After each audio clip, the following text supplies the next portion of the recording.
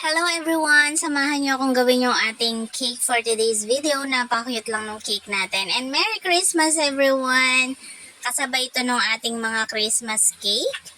Meron tayong customized cake na dinosaur na 2D ang kanyang fondant toppers.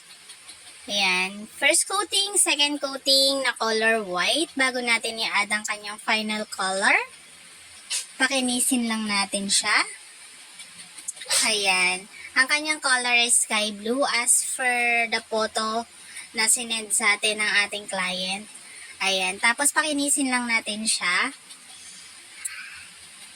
Na-stop pa nga dyan yung ating video na hindi ko na... So, pakinisin lang natin siya dyan.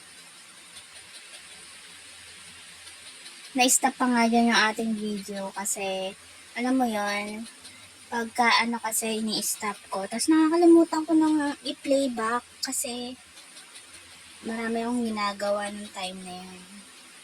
So, ayan na. Ayan sinasabi ko.